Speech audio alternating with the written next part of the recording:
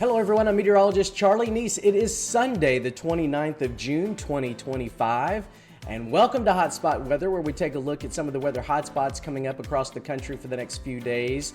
And we've got two main areas, one across the Midwest into the plains with a risk of severe weather, and now the National Hurricane Center is saying look out in the Gulf for some possible development. I'll talk about that here in just a moment. Look, I know that there are a lot of weather channels here on YouTube that you could be watching. I appreciate you spending some time right here with me on Hotspot Weather. All right, here's the way it looks as far as what the Storm Prediction Center is highlighting with a risk of severe weather over the next few days. And for this Sunday, the 29th of June, the risk runs from the Great Lakes back down into Iowa, northern Missouri, Kansas, and then extends back into the lee side of the Rockies. A chance for thunderstorms with a risk of high winds and hail in this area, although can't rule out a couple of isolated tornadoes, as well as a front is going to try to start moving toward the east. And then as we head into tomorrow, the front is a little farther to the east, a little weaker.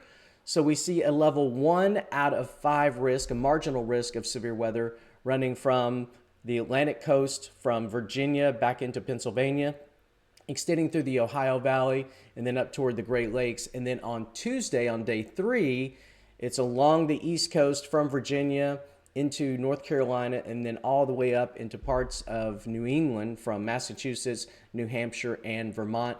The lighter green areas, those are areas where we could be seeing general, mainly summertime thunderstorms, and some of those could contain a lot of lightning, heavy rains, and some gusty winds as well. Now, the thing that has popped up to be watchful for along the Gulf Coast as we head into the 4th of July weekend, so this will be late week into next weekend, you can see a couple of areas. Number one, we've got Tropical Depression 2 that's coming out of the western Gulf and moving onshore into parts of Mexico. That has winds of 35 miles an hour. That's going to stay over Mexico and not affect the United States. But you can see this second area in yellow, highlighting really from the Atlantic coast across Florida, southern Atlantic coast from South Carolina back into Georgia, Florida, and then along the Gulf Coast. The National Hurricane Center is saying there's a 20% chance of some sort of tropical development here within the next 7 days. And as that front moves to the southeast over the week and really washes out, it leaves a boundary kind of hanging out down here, and that could be the focusing mechanism for something tropical. The models have been hinting at this. Yesterday, the Global Forecast System, the GFS, actually showed tropical development in the Gulf. Today, it's not really showing that, but certainly going to be something to watch. No guarantees of anything tropical, but likely we'll be seeing some heavy rains along the Gulf Coast and potentially back all the way into the coast of South Carolina for this upcoming holiday weekend. We'll continue to watch it and see if anything develops in this region. Now, as far as the jet stream is concerned, we are seeing the jet stream in a pretty typical summertime weather pattern. It's hung up along the U.S.-Canadian border. That leaves a lot of the country to see hot and humid conditions from the Ohio Valley down into the southeast and back into the plains. And that was the story last week with the heat, with temperatures in the 100s from the Atlantic coast all the way back into the plains and spots. We did start to see an easing off of the worst of the heat as the week wore on, but this typical summertime weather pattern with the jet stream again along the U.S.-Canadian border, that's where we're going to be seeing the most active weather. You do see this buckle in the jet. It's a little weak trough that swings from the plains through the Great Lakes to the East Coast. That's what's bringing us that chance of severe weather over the next couple of days. And then once that passes by, you can see the jet stream really kind of flattens out again and stays right along the U.S.-Canadian border. That means that just most of the country is going to be hot. I mean, it is summertime. We expect this, with scattered pockets of summertime thunderstorms from the Great Lakes down into the Ohio Valley and all the way into the Gulf Coast. The GFS, the Global Forecast System, this is the way it paints the picture over the next few days of what's going to be happening. And as we head into your Sunday afternoon and early evening, there are your scattered showers and thunderstorms in the heat of the day. There's your more focused thunderstorms along that front, along that buckle in the jet stream.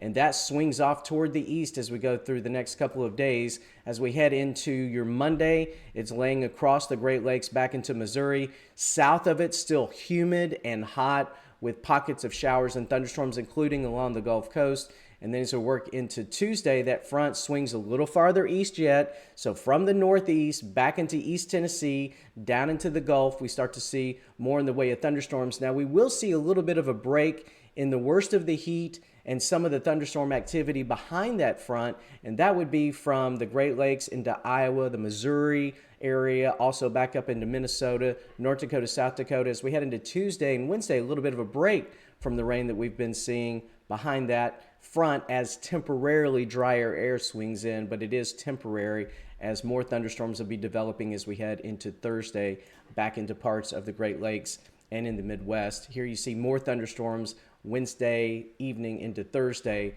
across the southeast as well. And then this is when we're going to start to really watch the areas from the Gulf Coast into the southern Atlantic coast, off the coast of South Carolina, Georgia, Florida, for seeing the potential for some sort of tropical moisture development down in this area. All right, so let's take a closer look at this risk of severe weather across the Midwest back into the plains on Sunday the 29th.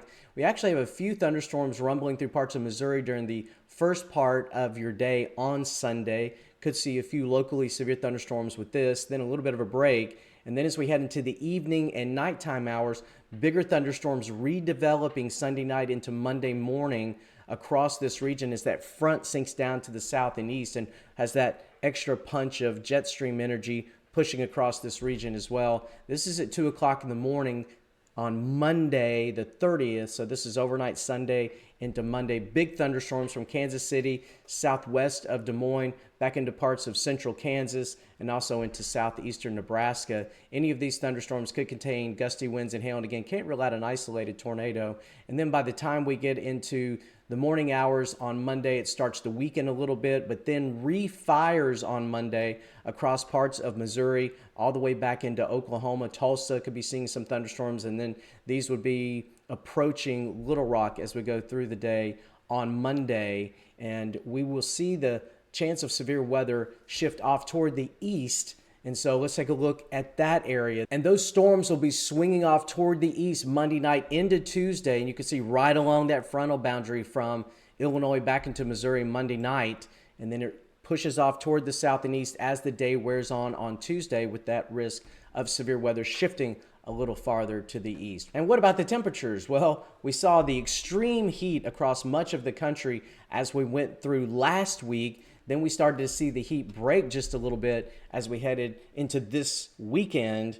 We are going to continue to see temperatures above average according to the Climate Prediction Center over the next 8 to 14 days. This is between July 6th into the 12th. So look for the above average temperatures to continue across much of the southeast, and then also back into the northern Rockies and off toward the west coast as well. So it is summertime. We expect heat. This is nothing abnormal, but just make sure that you continue to take it easy in these areas where we see these temperatures in the middle and upper 90s, and also with a lot of humidity, especially across the southeast, where the humidity levels have been very, very high, and we see these pop-up showers and thunderstorms during the heat of the day.